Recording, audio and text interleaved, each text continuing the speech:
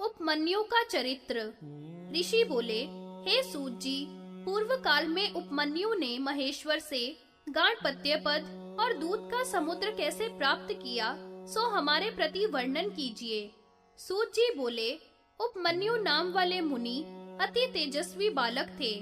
उन्होंने मामा के घर जाकर थोड़ा सा दूध पिया था। मामा के पुत्र ने ईर्ष्या के कारण उसे दूध नहीं पीने दिया और सब दूध को स्वयं पी गया। उपमन्यु ने अपनी माता से गरम गरम उत्तम दूध मांगा। माता ने पुत्र को आलिंगन करके बहुत समझाया, परंतु उपमन्यु दूध और दो ऐसी बातें कहता हुआ जोर जोर से रोने लगा।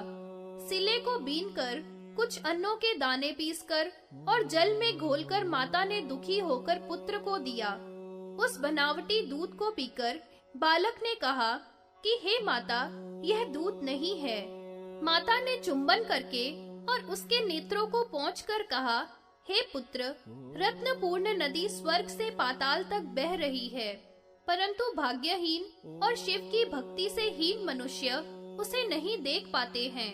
राज्य, स्वर्ग, मोक्ष, दूध से बने उत्तम भोजन तथा और भी उत्तम वस्तु उनको नहीं मिल पाती जिन पर शिव प्रसन्न नहीं है। यह सब भगवान शिव की कृपा से मिलते हैं। दूध हमें कहाँ मिलेगा?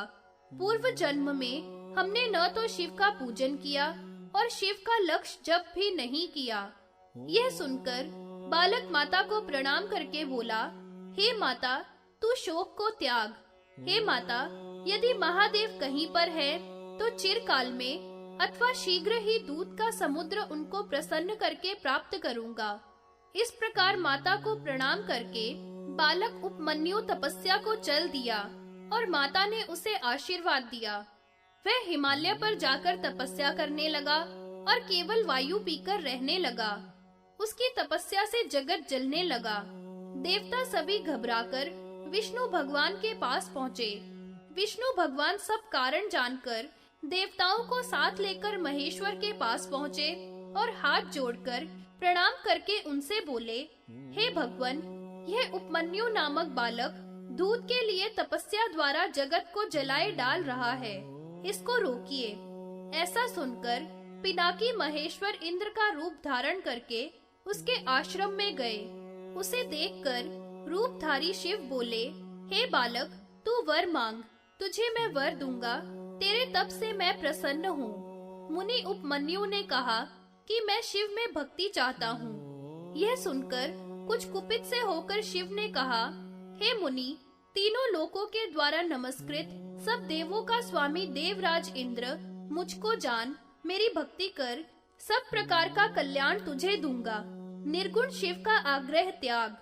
कानों को विदीर्ण करने वाले ऐसे उस इंद्र के वचन सुनकर ब्राह्मण उपमन्यु बोला कि तुम कोई अधम दैत्य हो और मेरा धर्म बिगाड़ने आए हो, जो शिव की निंदा कर रहे हो। मेरा अनुमान है कि पूर्व जन्म का मेरा कोई पाप था, जो शिव की निंदा आज सुनी। शिव की निंदा सुनकर तुरंत देह का त्याग कर देना चाहिए अथवा निंदक का वध कर देना चाहिए। ऐसा करने वाला शिव के लोक को पाता है। पहले माता ने ठीक ही कहा था कि पूर्व में हमने शिव की पूजा नहीं की थी। शिव की निंदा करने वाले की जीभ को जो काट देता है, वह अपने 21 कुलों का उद्धार करके शिव लोक को जाता है। ऐसा कहकर अथर्वास्त्र से इंद्र रूपी शिव को मारने की इच्छा की। भस्म की मुट्ठी भरकर उसने इंद्र पर फेंकी और अपनी देह को दग्ध करने के लिए आग्नेय मंत्र का ध्यान किया। भगवान शंकर ने तब चंद्रकास्त्र से उस अस्त्र का निवारण किया और बालेंदु रूप से अपना स्वरूप ब्राह्मण को दिखाया। हजारों दूध की धाराएं, दूध का समुद्र, दही आदि का समुद्र, बालकों को भक्ष्य भोज्य पदार्थों का समुद्र, पूजाओं का पर्वत सामने दिखाते हुए शिवजी उससे बोले, हे ब्राह्मण, भाई बंधुओं सहित इस सब का उपभोग कीजिए। पुनः गिरिजा की तरफ देखते हुए हंसकर कहा कि हे देवी, मैंने इसे पुत्र रूप में स्वीकार कर लिया है और हे मुने, अब तेरा पिता महादेव और तेरी माता जगन माता पार्वती है। मैं तुझे अमर बना और अपना गाणपत्य पद देता हूँ। जो भी और कुछ मांगना हो वह मुझसे कहो। ऐसा कहकर महादेव ने दोनों हाथों से उठाकर उसके मूर्धा में चुंबन किया और देवी को दिया। देवी ने प्रसन्न होकर उसको योग, ऐश्वर्य, ब्रह्म विद्या तथा सदा कुमारत्व इत्यादि वरदान दिए। वह बालक हाथ जोड़कर गदगद वाणी से शंकर और भवानी की स्तुति करता हुआ बोला, हे देव देवेश, मुझ पर प्रसन्न होइए और आपकी अव्यभिचारिणी भक्ति बनी रहे तथा आपकी हमेशा निकटता बनी रहे। इस प्रकार मुनि के कहने पर भगवान शिव उसे अभीप्सित वरदान देकर अंतर ध्यान हो गए। द्वादश अक्षर मंत्र की प्रशंसा। ऋषि बोले, हे सूत जी, किसका जप करने पर सब भय और पापों से मुक्त होकर परम गति को प्राप्त होता है, सो कहिए। सूत जी बोले, बहुत पहले ब्रह्मा ने वशिष्ठ के लिए जो विषय कहा है वह सब लोगों के हित के लिए तुमको संक्षेप में कहूँगा। देव विष्णु भगवान ब्रह्मवादियों को मोक्ष देने वाले हैं। मन से, कर्म से, वाणी से उन नारायण का जप, स्मरण और चिंतन सोता हुआ, चलता हुआ, पलक खोलता हुआ, बंद करता हुआ भी सदा करना चाहिए। नमो नारायण का सदा जप करने वाला भोज्य, पेय, लेह्य आदि सभी पदार्थों को नमो नारायण से अभिमंत्रित करके खाता है, वह पुरुष परम गति को पाता है। अलक्ष्मी को मैंने दुस्सह की पत्नी बताया। लक्ष्मी देव भगवान जो हरि है उनकी पत्नी है। वह उनके भक्तों के घर में, क्षेत्र में सदा निवास करती हैं। सर्व शास्त्रों का अवलोकन करके तथा बार बार मनन करके यही सबने निश्चय किया है कि सदा नारायण का जप करना चाहिए। नमो नारायणाय सब सिद्धि प्रदान करने वाला है। इससे इस मंत्र का जाप करने वाला सबांधव विष्णु लोक को प्राप्त करता है। अन्य भी विष्णु भगवान का जो मंत्र जिसे मैंने अभ्यास में लिया है वह द्वादश अक्षर मंत्र है। उसका महात्म्य तुम्हें संक्षेप से कहता हूँ। कोई ब्राह्मण तपस्या करके एक पुत्र को उत्पन्न कर उसके यथा विधि उपनयन आदि संस्कार कर पढ़ाने लगा, परंतु न तो वह कुछ बोलता है और न ही उसकी जीभ हिलती है। इससे वह ब्राह्मण बड़ा दुखी हुआ। वासुदेव ऐसा कहने पर वह ऐतरेव ऐसा बोलता है। उसका पिता दूसरी स्त्री के साथ विवाह करके बहुत से पुत्रों को उत्पन्न करता हुआ वेदों को पढ़कर सब प्रकार संपन्न हुआ। इससे ऐत्रेय की माता सब प्रकार से दुखी होकर कहने लगी कि ये पुत्र वेद वेदांत पारंगत ब्राह्मणों से पूज्यमान होकर अपनी माता को कैसे प्रसन्न कर रहे हैं। तो मंदभागिनी का मेरा पुत्र कैसा भाग्यहीन है।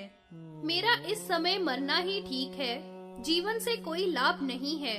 माता से इस प्रकार कहा हुआ वह यज्ञ स्थान में पहुंचा। ऐत्रेय के वहां आने पर ब्राह्मणों के मुख से मंत्र ही नहीं निकलते थे। ब्राह्मण उसे देखकर बड़े मोहित हुए। ऐत्रेय के द्वारा वासुदेव ऐसा कहने पर ब्राह्मणों के मुख से वाणी निकलने लगी। ब्राह्मण उसे प्रणाम करके पूजा करने लगे और धन आदि से उसका संस्कार करके यज्ञ को पूरा किया। उसने सभा में 6 अंगों सहित वेदों को कहा। ब्राह्मण बड़े प्रसन्न हुए और उसकी स्तुति करने लगे। आकाश में स्थित सिद्ध लोग उसके ऊपर फूल बरसाने लगे। इस प्रकार उस ऐत्रेय बालक ने यज्ञ से लौटकर अपनी माता का पूजन किया और विष्णु लोक को प्राप्त किया। ऐसे ब्रह्मा ने वशिष्ठ को सुनाया था। हे ब्राह्मणों, द्वादश अक्षर मंत्र का वैभव मैंने भी तुमसे कहा। इस महापापों का नाश करने वाले मंत्र का जप करने वाले या सुनने वाले तथा इस कथा को पढ़ने वाले मनुष्य परम पद को प्राप्त होते हैं। पापाचार से मुक्त भी पुरुष द्वादश अक्षर मंत्र में तल्लीन होकर परम पद को पाता है, इसमें संदेह नहीं है। फिर स्वधर्म में स्थित वासुदेव परायण महात्मा विष्णु लोक को पावे, इसके कहने की आवश्यकता नहीं है। अष्टाक्षर मंत्र की प्रशंसा। सूत जी बोले, हे ब्राह्मणों, नमो नारायणाय अष्टाक्षर मंत्र और ओम नमः वासुदेवाय द्वादश अक्षर मंत्र परमात्मा के सबसे श्रेष्ठ हैं। ओम नमो शिवाय षडाक्षर मंत्र सर्वार्थ साधक तथा परमात्मा का विशेष प्रिय है।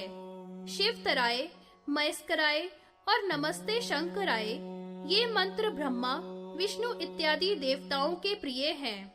ये सभी इन्हीं मंत्रों से पूजा करते हैं। शिव, शंकर, रुद्र, उमापति को ही कहते हैं।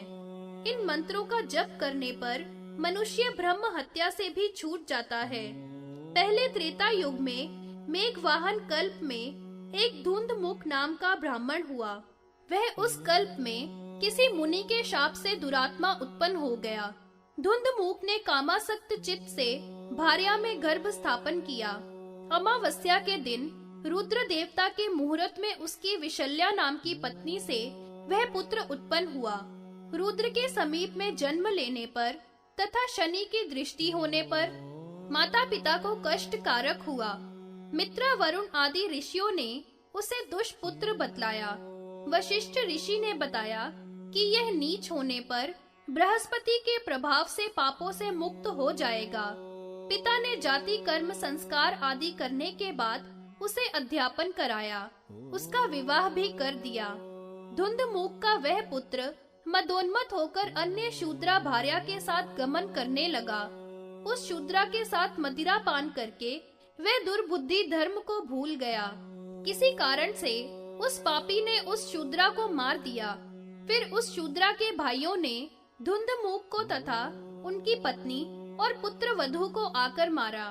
राजा ने उसके साले आदि को नष्ट कर दिया। इस प्रकार दोनों ही कुल नष्ट हो गए। तब धुंधमुख का पुत्र घूमता हुआ एक मुनि के आश्रम में जा पहुंचा, जो कि रुद्र के जप में परायण थे। उस मुनि ने उसने पाशुपत व्रत प्राप्त किया और पंचाक्षर तथा षडाक्षर मंत्रों को प्राप्त किया। फिर 5-5 लाख दोनों का जप किया। 12 दिव्य महीनों तक विधिवत व्रत करके वह काल गति को प्राप्त हुआ। यमराज ने इसकी पूजा की। उसने अपने पिता, माता, पत्नी और साले आदि सभी का उद्धार किया। इस सभी के साथ विमानों में चढ़कर वह इंद्र आदि देवताओं के द्वारा स्तुति किया गया रुद्र का प्रिय बना। इससे अष्टाक्षर मंत्र से और द्वादशाक्षर मंत्र से करोड़ों गुना फल मिलता है। इसमें विचार नहीं करना चाहिए। पूर्व में कही शक्ति बीजों से युक्त जो इनका जप करता है वह परम गति को प्राप्त होता है। हे द्विजो, यह उत्तम कथा मैंने तुमसे कही। जो इसको पढ़े या सुने अथवा सुनावेगा तथा उत्तम रुद्र मंत्र का जाप करेगा वह रुद्र लोक को प्राप्त करेगा।